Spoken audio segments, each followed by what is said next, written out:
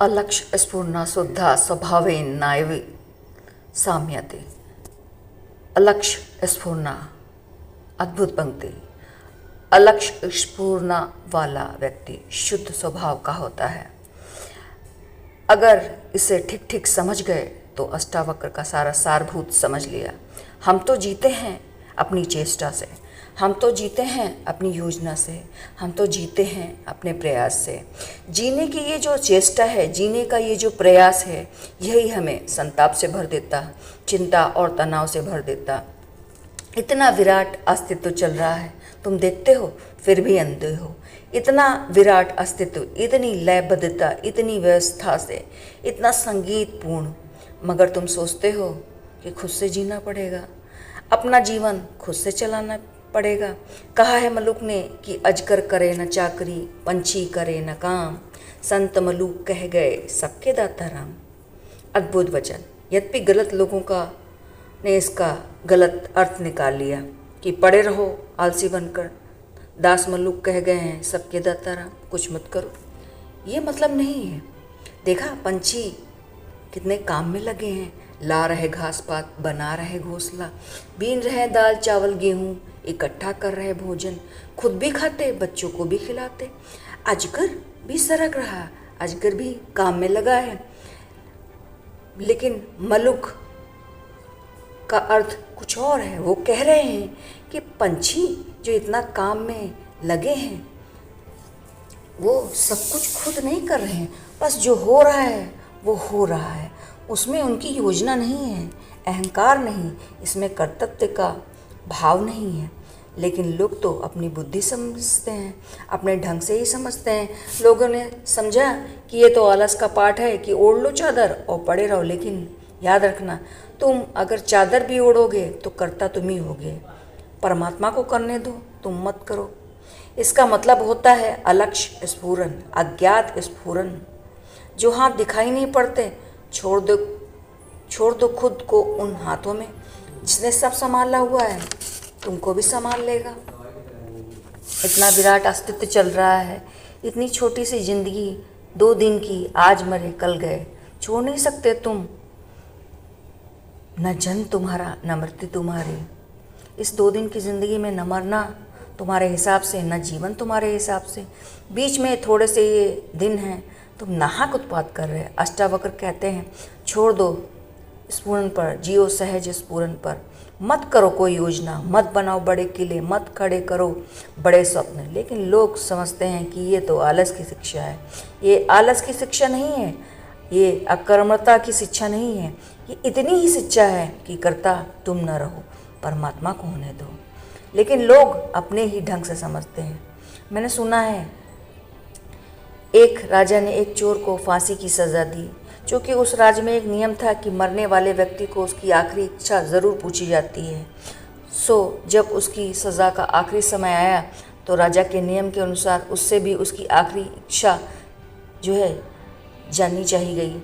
वह व्यक्ति बोला कि मैं तो जन्म का चोर, हमेशा लोगों के यहाँ चोरी ही की, हमेशा लोगों को दुख दिया, संताप दिया, लेकिन मरने से पहले मेरी एक इच्छा है कि मेरे गुरु ने मरने से पहले मुझे कुछ मोती, बेशकीमती मोती दान दिए थे, जो मैंने बहुत संभाल के रखे हैं, जो कि अब मेरे किसी काम के नहीं, मगर और लोगों का भला हो सकता है, परोपकार हो सकता है। ये अनोखे मोती बहुत कीमती हैं। एक मोती से 1 लाख मोती जो है वो बढ़ सकते हैं।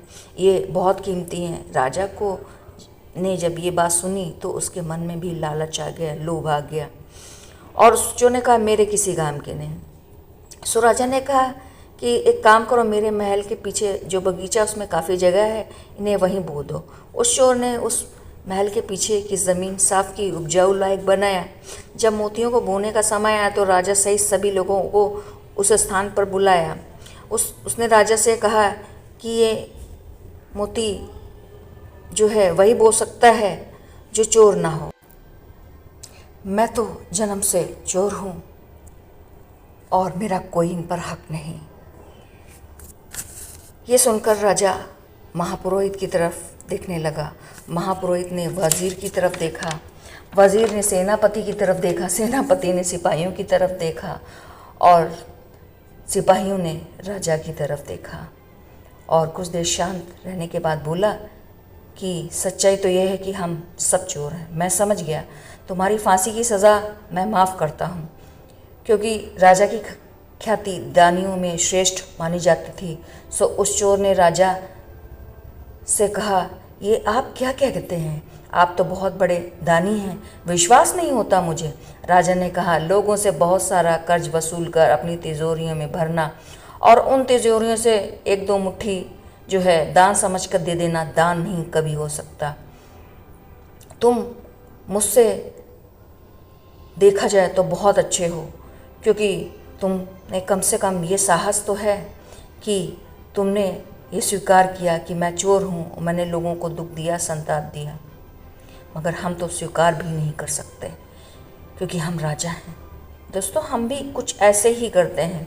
लाखों और हज़ारों रूप जो है धन हम ऐसे ही इकट्ठा करते हैं और लोगों को उसमें से 1000 2000 देकर परोपकार और दान की जो है आशा जो है अपने अंदर अहंकार के रूप में इकट्ठा करते हैं। और ऐसा ही है कि हमने भी कुछ इस तरह के ही रंग बिरंगे चश्मे पहन रखे हैं और उन्हीं से दुनिया देख रहे हैं। और मजाक सबसे बड़ा ये कि ये जो चश्मा है वो भी दूसरों ने हमें पहना कर रखा हुआ है। वो चश्मा है हमारे अहंकार का, हमारी उपेक्षाओं का, हमारे संताप का। जब हम कर्तव्य की तरह और इस स्फूर्णा में जीते हैं तो ये सब जो है हमसे काफ़ी दूर होती हैं और हम अभी के रूप से खड़े होकर ये सब एक लीला की तरह देखना शुरू करते हैं। मुझे इतना प्रेम से सुनने के लिए बहुत बहुत शुक्रिया। एक बात और मैं कहना चाहूँगी कि इस अस्तित्व में सब कुछ एक लॉ पे काम करता है, द लॉ ऑफ गिविंग। जैसा आप दोगे वैसा ही वापस आपको मिलेगा। और मैं ये कहना चाहूँगी कि मेरा ही नहीं, जिसका भी वीडियो आप देखते हो, अगर आपको उसमें कुछ भी इवन आपको एक अगर उसका कुछ भी आपके दिल को छुए सो सब्सक्राइब ज़रूर करें। ये नेक मौका अपने हाथों से कभी मत जाने दें, क्योंकि हम इतने ज़्यादा बिज़ी, इतने ज़्यादा इंगेज हैं कि हमारे दिमाग में ये बात कभी आभार प्रकट करना और गिवनेस का जो है दिमाग में हमारे अंदर कभी विचार ही नहीं आता।